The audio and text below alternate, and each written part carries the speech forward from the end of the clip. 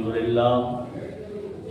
لله نحمده ونستعينه ونستغفره ونؤمن به ونتوكل عليه ونعوذ بالله من شرور أنفسنا ومن سيئات أعمالنا من يهده الله فلا مضل له ومن يضلل فلا هادي له ونشهد أن لا إله إلا الله وحده لا شريك له ونشهد أن سيدنا مولانا محمدا عبده ورسوله أما بعد فأعوذ بالله من الشيطان الرجيم بسم الله الرحمن الرحيم يا أيها الذين آمنوا اتقوا الله ولتنظر نفس ما قدمت لغد واتقوا الله وقال الله تبارك وتعالى يا أيها الذين آمنوا كتب عليكم الصيام كما كتب على الذين من قبلكم لعلكم تتقون وقال النبي صلى الله عليه وسلم من صام رمضان إيمانا واحتسابا غفر له ما تقدم من ذنبه وفي رواية من صام رمضان إيمانا واحتسابا غفر له ما تقدم من ذنبه وما تأخر وقال النبي صلى الله عليه وسلم من قام رمضان إيمانا واحتسابا غفر له ما تقدم من ذنبه او کما قال علیہ السلام. خطبے کے بعد 2 آیت کریمہ تلاوت کی ہے. غور کرنے کا مقام یہ ہے کہ ان دونوں آیتوں میں اللہ تبارک و تعالی ہم سے خطاب فرما رہا ہے. خطاب کرنے والی ذات حق تعالی شانہ کی ہے جس نے زمین و آسمان کو پیدا کیا، چاند سورج ستاروں میں روشنی ڈالا. بر کا مالک ان سے خطاب فرما رہا ہے. یہ ہمارے لیے شرف و عزت کی بات ہے.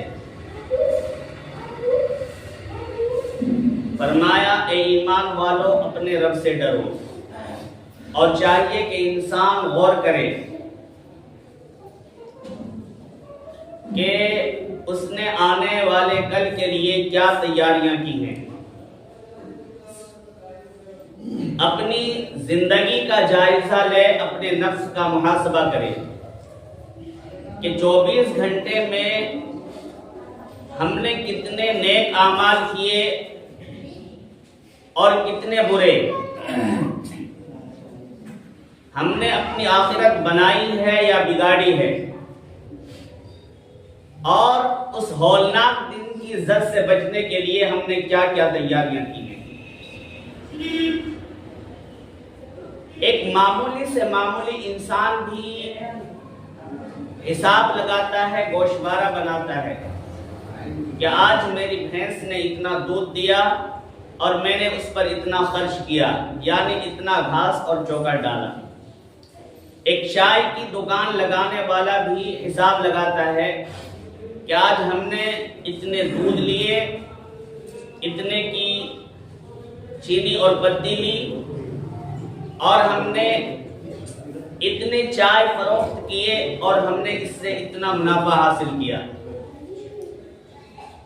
ایک فیکٹری چلانے والا بھی حساب لگاتا ہے، اپنا نفع اور نقصان کو نکالتا ہے. مدارس والے بھی گوشوارہ بناتے ہیں کہ سالانہ آمدنی اتنی ہوئی اور ہم نے اتنے خرچ کیے. اور یہی وجہ ہے، یہی سبب ہے ترقی کا. انسان اپنی انسانی زندگی میں مضبوطی کے ساتھ اور پابندی کے ساتھ گوشوارہ بناتا ہے، حساب لگاتا ہے. جب نفع ہو جاتا ہے تو انسان اچھلنے لگتا ہے، انسان بے پناہ خوش ہو جاتا ہے. اور اگر نقصان ہو جائے تو انسان تڑپنے لگتا ہے، انسان بے چین ہو جاتا ہے. انسان کے اندر ایک طرح کی قلق و بے چینی ہو جاتی ہے. میرے بھائیوں، پھر ہم نے یہ کیسے سوچ لیا ہے کہ وہ مالک الملک اور اس کا سارا یہ نظام کائنات چپ سادے بیٹھا ہے، کیا وہ ہماری زندگی کا حساب نہیں لگا رہا ہے؟ کیا وہ ہماری زندگی کا گوشوارہ نہیں بنا رہا ہے؟ یقیناً بنا رہا ہے۔ کیوں؟ اس لیے کہ اللہ تبارک و تعالیٰ نے آج نہیں بلکہ آج سے 1400 سال پہلے ہی ہمیں یہ اطلاع دے دی تھی، اور قرآن کریم کے اندر فرما دیا تھا وَإِنَّ عَلَيْكُمْ لَحَافِظِينَ كِرَامًا كَاتِبِينَ يَعْلَمُونَ مَا تَفْعَلُونَ، کہ ہم نے تمہارے اوپر ایک نگراں مقرر کر رکھا ہے جو تمہارے ہر عمل کو وہ لکھ رہا ہے اور وہ سب جانتے ہیں جو تم کرتے ہو۔ میرے بھائی اور بزرگوں، ہماری زندگی کا گوشوارہ بنانے والے اس نے پہلے ہی متعین کر دیے ہیں، اور وہ گوشوارہ کل قیامت کے دن اللہ کے حضور رکھا جائے گا، اس نامہ اعمال کو پیش کیا جائے گا۔ لیکن افسوس کی بات یہ ہے کہ جب اللہ کے حضور وہ گوشوارہ پیش کیا جائے گا تو پھر انسان اس کے بعد کچھ بھی نہیں کر سکتا ہے۔ قرآن کریم میں اللہ تبارک و تعالیٰ نے فرمایا وَالْعَصْرِ إِنَّ الْإِنسَانَ لَفِي خُسْرٍ إِلَّا الَّذِينَ آمَنُوا وَعَمِلُوا الصَّالِحَاتِ، تمام کے تمام انسان خسارے میں ہیں، گھاٹے میں ہیں، مگر وہ انسان جنہوں نے ایمان لایا اور نیک عمل کر لیا، وہ انسان خسارے میں نہیں ہیں۔ میرے بھائیوں، اپنی جانوں پر رحم کرو اور اپنی زندگی کا جائزہ لو، اپنے نفس کا محاسبہ کرو۔ حضرات صحابہ کرام رضوان اللہ علیہم مجمعین سے زیادہ دین کی فکر کرنے والا کون ہو سکتا ہے؟ دین کی خاطر قیمتی سے قیمتی اور بڑھ چڑھ کر حصہ لینے والا کون ہو سکتا ہے؟ لیکن اس کے باوجود اپنے نفس کا محاسبہ وہ سب سے زیادہ کرتے ہیں۔ ہر روز نہیں بلکہ ہر گھڑی اور ہر لمحہ ان پر فکر سوار رہتی تھی، اور وہ اپنے نفس کو ہر لمحہ اور ہر گھڑی ٹٹولتے رہتے تھے، حالانکہ اللہ اور اس کے رسول کی نظر میں ان کا بڑا مقام تھا۔ اللہ تبارک و تعالیٰ نے پہلے ہی فرما دیا تھا رضی اللہ عنہم ورضوا عنہ، کہ اللہ ان سے راضی ہو گیا اور وہ لوگ اللہ سے راضی ہو گئے۔ اس کے باوجود ہر وقت اور ہر دم اپنے نفس کا جائزہ لیتے رہتے تھے، اپنے نفس کا محاسبہ کرتے رہتے تھے۔ میرے بھائی اور بزرگوں، روایت میں آتا ہے کہ حضرت حنظلہ رضی اللہ تعالیٰ عنہ ایک مرتبہ روتے ہوئے چلے آ رہے ہیں، بہت پریشان ہیں۔ راستے میں حضرت ابو بکر صدیق رضی اللہ تعالیٰ عنہ سے ملاقات ہو گئی۔ حضرت ابو بکر صدیق رضی اللہ تعالیٰ عنہ نے پوچھا کہ حنظلہ کیوں رو رہے ہو؟ کس بات نے تجھے رلایا ہے؟ آخر کیا بات ہو گئی؟ تم پریشان کیوں ہو؟ حضرت حنظلہ رضی اللہ تعالیٰ عنہ کہنے لگے کہ ابو بکر، حنظلہ تو منافق ہو گیا۔ حضرت ابو بکر صدیق رضی اللہ تعالیٰ عنہ نے جب سنا تو کہنے لگے کہ کبھی ایسا بھی ہو سکتا ہے کہ حنظلہ منافق ہو جائے؟ حضرت حنظلہ رضی اللہ تعالیٰ عنہ کہنے لگے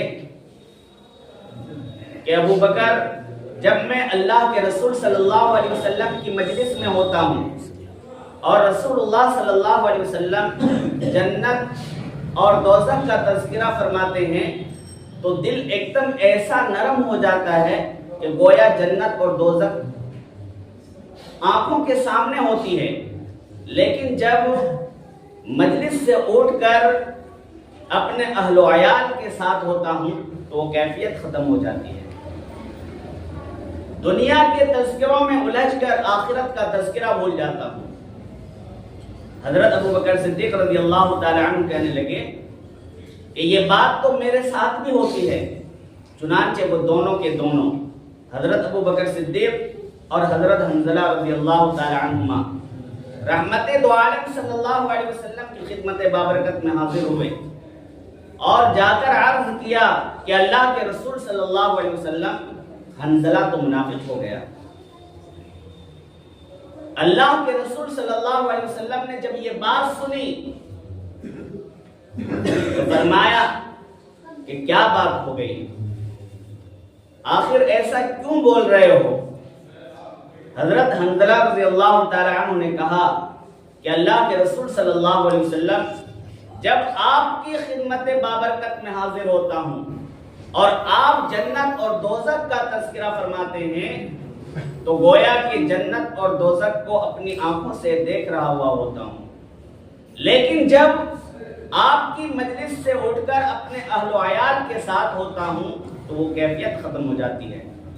اس پر آقا مدنی سرور کونین شہنشاہ دو عالم صلی اللہ علیہ وسلم نے فرمایا کہ ہر وقت وہی کیفیت رہے جو میری مجلس میں ہوتی ہے تو تم سے فرشتے راستوں میں اور بستروں پر مصافحہ کرنے لگے۔ میرے بھائیوں بزرگوں، یہ ہے حضرات صحابہ کرام رضوان اللہ علیہم اجمعین کا محاسبہ نفس کہ ہر وقت فکر دامن گیر رہتی تھی اور ہر وقت اپنے نفس کو ٹٹولتے رہتے تھے۔ اللہ تبارک و تعالیٰ نے قرآن کریم میں فرمایا یا ایھا الذین آمنوا اتقوا اللہ ولتنظر نفس ما قدمت لغد، کہ انسان کو چاہیے کہ ہر وقت اپنے کارناموں پر نظر کرے، اپنی زندگی کا جائزہ لے، اپنے نفس کا محاسبہ کرے۔ انسان گناہ کرنے کے بعد چاہے اپنے آپ کو کتنا ہی چھپا لے، لیکن کل قیامت کے دن ایسے گواہ آ کر کھڑے ہو جائیں گے کہ انسان اس کو جھٹلا ہی نہیں سکتا ہے۔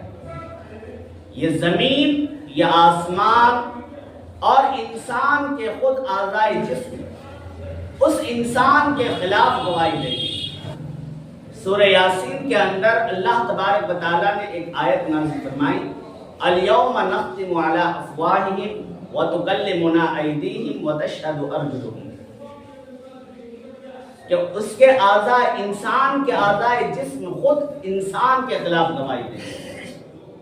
یہ زمین کہے گی کہ اللہ اس شخص نے میری پشت پر نماز پڑھی، روزہ رکھا، حج کیا، جہاد کیا اور اچھے اعمال کیے۔ یہ سن کر عابد، زاہد اور اللہ کا فرمانبردار بندہ خوش ہو جائے گا، اور جب یہی زمین نافرمانوں کے خلاف گواہی دے گی تو کہے گی کہ اللہ اس شخص نے میری پشت پر شرک کیا، زنا کیا، حرام کھایا، سود کھایا۔ ہاتھ کہیں گے اس نے مجھ سے چوری کرائی، زبان کہے گی کہ اس شخص نے مجھ سے جھوٹ بلوایا، اور نہ جانے قیامت کے دن کیسے گواہ آ کر کھڑے ہو جائیں گے۔ میرے بھائیوں، اگر اس وقت اور اس دن حق تعالی شانہ نے ان تمام چشمدید گواہوں کے سامنے ہم سے سخت بات اور سخت محاسبہ کر لیا تو اس وقت کیا ہوگا؟ اور حال یہ ہے کہ ہم غفلت اور لاپرواہی میں زندگی گزار رہے ہیں۔ ہم سوچ رہے ہیں کہ کوئی پکڑ کرنے والا نہیں ہے۔ میرے بھائیوں اور بزرگوں، یاد رکھیے پکڑ ہوگی اور بہت سخت ہوگی۔ اللہ تبارک و تعالیٰ نے قرآن کریم کے اندر ایک آیت نازل فرمائی ان یوم الفصل کان میقاتا، کہ قیامت کا دن بالکل انصاف کا دن ہوگا، انصاف کا دن ہوگا، اور قیامت کا دن بڑا ہولناک ہوگا۔ حضرت جبرائیل علیہ السلام اللہ کے رسول صلی اللہ علیہ وسلم کے پاس ایسے وقت میں آئے جس وقت آنے کا معمول نہیں تھا، اس وقت آئے۔ حضرت جبرائیل علیہ السلام کا چہرہ کچھ بدلا ہوا تھا۔ اللہ کے رسول صلی اللہ علیہ وسلم نے جبرائیل علیہ السلام کو دیکھا تو فرمایا کہ جبرائیل کیا بات ہے؟ حضرت جبرائیل علیہ السلام کہنے لگے کہ اللہ کے رسول صلی اللہ علیہ وسلم میں ابھی جہنم کو دیکھ کر آ رہا ہوں۔ اللہ کے رسول صلی اللہ علیہ وسلم نے حضرت جبرائیل علیہ السلام سے پوچھا کہ جبرائیل اچھا جہنم کے بارے میں کچھ بتلاؤ۔ حضرت جبرائیل علیہ السلام کہنے لگے کہ اللہ کے رسول صلی اللہ علیہ وسلم جہنم وہ خوفناک جگہ ہے کہ جہنم کی دیوار میں اگر ایک سوئی سے سوراخ کر دیا جائے تو اس سوراخ سے جو حرارت اور گرمی نکلے گی اس گرمی سے دنیا میں بسنے والے تمام کے تمام جاندار جل کر خاک ہو جائیں گے۔ جہنمیوں کی پینے کی چیزوں میں سے ایک بالٹی ایک ڈول نکال کر دنیا میں جتنے بھی سمندر ہیں ان سمندروں میں ایک بالٹی پانی ملا دیا جائے تو سارا کا سارا پانی کڑوا ہو جائے۔ جہنمیوں کا جو لباس ہے صرف اس لباس کو اتار کر دنیا میں رکھ دیا جائے تو اس کی بدبو سے تمام کے تمام انسان مر جائیں گے۔ میرے بھائیوں بزرگوں، وہ خوفناک جگہ ہے، تو اپنے نفس کا محاسبہ ضروری ہے۔ اپنے نفس کا محاسبہ کریں، اپنی زندگی کا جائزہ لیں۔ میرے بھائیوں، ابھی رمضان المبارک کا مہینہ شروع ہونے والا ہے۔ ممکن ہے کہ آج ہی چاند نظر آ جائے۔ اگر آج چاند نظر نہیں آیا تو انشاءاللہ کل ضرور چاند نظر آئے گا۔ چاند دیکھنے کا اہتمام کریں۔ چاند دیکھنے کے بعد رمضان المبارک کا جو سب سے پہلا عمل شروع ہوتا ہے وہ ہے تراویح کی نماز۔ کہ تراویح کی نماز وہ نماز ہے کہ ایک سجدہ کرنے پر 1500 نیکیاں ملتی ہیں۔ تراویح کی نماز میں جو سجدے ہیں ایک سجدہ کرنے پر 1500 نیکیاں، اور 20 رکعت میں 40 سجدے ہوئے تو 60,000 نیکیاں۔ 60,000 نیکیاں، اور ایک سجدہ کرنے پر اللہ تبارک و تعالیٰ اس کے لیے جنت میں ایک محل بنا دیتے ہیں۔ میں نے ایک روایت آپ کے سامنے پڑھی ہے، ایک حدیث پڑھی ہے، من قام رمضان ایمانا واحتسابا غفر له ما تقدم من ذنبه۔ اللہ کے رسول صلی اللہ علیہ وسلم کا فرمان ہے، جس نے رمضان المبارک کے مہینے میں تراویح کی نماز پڑھی، تراویح کی نماز پڑھی، کیونکہ اس نماز کو اللہ کے رسول صلی اللہ علیہ وسلم کے زمانے میں تراویح کی نماز نہیں بولتے تھے، اس زمانے میں اس نماز کو قیام اللیل کہتے تھے۔ جس نے تراویح کی نماز پڑھی اللہ تبارک و تعالیٰ اس کے پچھلے تمام گناہ معاف کر دیتے ہیں۔ پھر تراویح کی نماز میں 20 رکعت تراویح، یہ سنت مؤکدہ ہے، یہ مستقل ایک سنت ہے۔ پھر رمضان المبارک میں کم سے کم ایک مرتبہ پورا قرآن سننا یا سنانا تراویح کی نماز میں، یہ ایک مستقل سنت۔ تو 2 سنتیں ہو گئی۔ اعمال دیکھیے، حساب لگائیے کہ ایک تو 60,000 نیکیاں، پھر 40 محل، پھر اس کے پچھلے تمام گناہ معاف ہو جائیں گے۔ اس کے علاوہ بھی ثواب ہیں کہ جو شخص تراویح کی نماز پڑھتا ہے وہ گویا کہ 2 سنت ادا کر رہا ہے، ایک تراویح پڑھنے کا اور تراویح کی نماز پڑھنے کا، اور دوسرا تراویح کے اندر قرآن کریم سننے کا۔ اور حدیث شریف میں آتا ہے، جس نے ایک سنت کو زندہ کیا اسے 100 شہیدوں کا ثواب ملتا ہے۔ 100 شہید کتنا ثواب ملے گا یہ آپ حساب نہیں لگا سکتے، ہم حساب نہیں لگا سکتے، اللہ رب العالمین ہی بہتر جاننے والے تھے۔ پھر اللہ تبارک و تعالیٰ نے اس مہینے میں ہمارے اوپر روزوں کو فرض کیا۔ اللہ کے رسول صلی اللہ علیہ وسلم کا فرمان ہے من صام رمضان ایمانا و احتسابا غفر له ما تقدم من ذنبه وما تأخر، جس نے ایمان کے ساتھ ثواب کی نیت سے رمضان المبارک کے مہینے کے روزے رکھے، اس کے پچھلے تمام گناہ معاف ہو جاتے ہیں۔